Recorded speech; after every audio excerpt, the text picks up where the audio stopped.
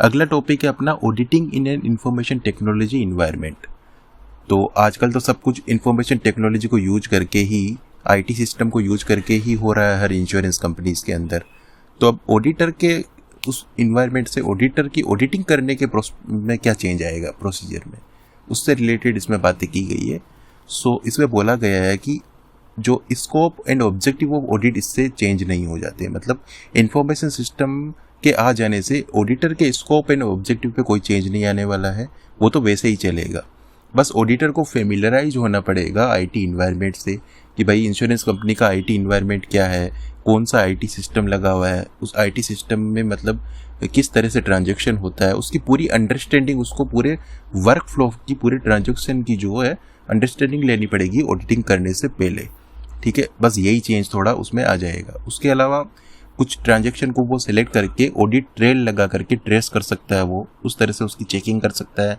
और ऑडिटर को ये अपने आप को सेटिस्फाई करना पड़ेगा कि जो design and operation of the IT system है, मतलब अपने को अंडरस्टैंड करना पड़ेगा ऑडिट करने से पहले कि आईटी सिस्टम की डिज़ाइनिंग कैसे हुई है, कैसे ऑपरेट करता है और किस तरह से उसमें ट्रांजैक्शन होते हैं, इनबिल्ट कंट्रोल उसके अंदर क्या क्या लगे हुए हैं या नहीं लगे हुए हैं।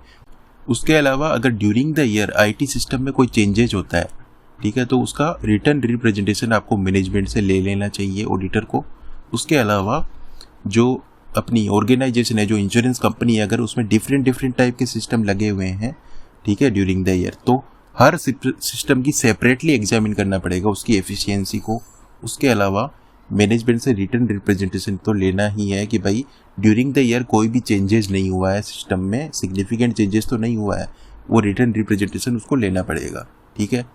उसके अलावा टैक्स ऑडिट, इंश्योरेंस कंपनी को सेक्शन 44AB के अकॉर्डिंग टैक्स ऑडिट कराना कंपलसरी है, उसको कराना पड़ेगा। ठीक है। उसके अलावा जो ये टैक्स ऑडिट कराते हैं तो उसका ऑडिटर जो है बोर्ड ऑफ डायरेक्टर अपॉइंट कर सकते हैं इंश्योरेंस कंपनी में, या उसका चेयरमैन या मैनेजिंग डायरेक्टर जो है अगर उनको ऑथराइज किया गया तो वो अपॉइंट कर सकते हैं। उसके अलावा उनका रेम्यूनरेशन जो होगा वो सेपरेटली दिया जाएगा और फिक्स रेम्यूनरेशन जो है कंपनी दे देगी उनको, ऑडिटर को।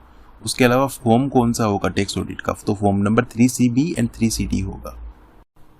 नेक्स्ट टॉपिक अपन डिस्कस करेंगे type of life insurance product, जिसके अंदर सबसे पहला है टर्म लाइफ इंश्योरेंस या फिर प्रोटेक्शन लाइफ इंश्योरेंस। इसके अंदर क्या होता है, एग्जांपल से अपन समझते हैं। सपोज किसी ने 25 साल का टर्म लाइफ इंश्योरेंस लिया तो उसको 25 साल तक पीरियोडिक पेमेंट करते जाना है, प्रीमियम पे करते जाएगा। वो बीच में अगर डेथ हो जाएगी तो उसको पैसा मिल जाएगा पॉलिसी अमाउंट का, लेकिन अगर डेथ नहीं होती है, 25 साल पूरा हो जाता है, तो उसको कुछ नहीं मिलेगा। और वहीं पे जो एंडोमेंट प्लान है उसके अंदर 25 साल का, मान लो ये भी 25 साल पीरियड का है, लेकिन इसमें भी प्रीमियम पे करते जाना है, लेकिन इसमें डेथ होगी तब तो मिलेगा ही मिलेगा। लेकिन 25 साल के बाद जो पॉलिसी का सम एश्योर्ड अमाउंट होता है कुछ, जैसे 50 लाख का, तो वो सम एश्योर्ड अमाउंट जो है मैच्योरिटी पे मिलेगा। तो दोनों में डिफरेंस यही होगा कि उसमें मैच्योरिटी पे कुछ नहीं मिलेगा, इसके अंदर मैच्योरिटी पे कुछ अमाउंट मिलने वाला है।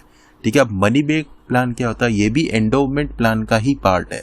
इसके अंदर क्या होता है, मैच्योरिटी पे इसमें मिलेगा और डेथ होने पर भी मिलेगा, लेकिन इसके अंदर क्या होता है कि जैसे 25 साल की पॉलिसी है तो 7 साल हो गए तो आपको बोलेंगे 1 लाख रुपए दे देंगे, 10 साल हो गए आपको 1 लाख और दे देंगे, 15 साल हो गए आपको 1 लाख और दे देंगे। मतलब बीच बीच में आपको कुछ पेमेंट, आपको पीरियोडिक पेमेंट देते रहते हैं इसके अंदर, तो वो मनी बैक प्लान हो गया। अब होल लाइफ इंश्योरेंस प्लान क्या है, ये थ्रू आउट द लाइफ आप प्रीमियम पे करते जाओगे और डेथ हो जाएगी तो आपके फैमिली मेंबर को जो है मैच्योरिटी अमाउंट मिल जाएगा। टर्म लाइफ इंश्योरेंस क्या है, मैं और इसमें डिफरेंस क्या आप बोलोगे।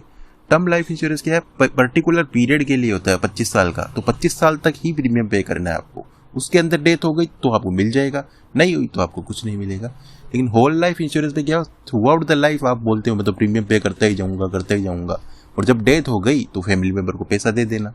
ये डिफरेंस है इसमें। अब यूलिप वाला क्या है, इसके अंदर साथ में इन्वेस्टमेंट का तड़का भी लग गया है। मतलब पॉलिसी आपको रिस्क को तो कवर ही करती है, लाइफ इंश्योरेंस लाइफ की रिस्क को तो कवर करता ही है ये यूलिप, लेकिन साथ साथ में इसमें इन्वेस्टमेंट का तड़का, मतलब आपके प्रीमियम का कुछ हिस्सा जो है यूनिट परचेज करने के लिए मार्केट में लगा दिया जाता है। ठीक है। पेंशन और रिटायरमेंट प्लान क्या है, इसके अंदर क्या होता है, पॉलिसी होल्डर जो है एक अपनी रिटायरमेंट की एक एज बता देता है कि 60 साल 65 साल। वो एज जैसे ही आ जाती है तब तक उसको एज तक पेमेंट करना है, और जैसे ही वो एज आ जाती है उसको एनुअली फिर पेंशन आती जाती है। ठीक है, ये एक इनकम प्रोटेक्शन की तरह लाइफ भी कवर करता है और इनकम प्रोटेक्शन दोनों ही काम करता है। एन्युटी कॉन्ट्रैक्ट के अंदर क्या होता है, आपको सीरीज ऑफ एग्रीड पेमेंट जो है रेगुलर इंटरवल में करते जाना है, मतलब आपको प्रीमियम पे करना है, फिर जो आपको इंश्योरर है मतलब इंश्योरेंस कंपनी जो है आपको सीरीज ऑफ जो एनुअली जो है कुछ पेमेंट करती जाएगी रेगुलर इंटरवल के अंदर। अब ग्रुप इंश्योरेंस क्या होता है कि एक जैसे आप किसी सोसाइटी में रहते हो तो पूरी सोसाइटी का इंश्योरेंस कर दिया एक साथ में ग्रुप में, किसी कंपनी के अंदर सारे एम्प्लॉयज़ का एक साथ में इंश्योरेंस कर दिया, तो वो हो जाता है ग्रुप इंश्योरेंस।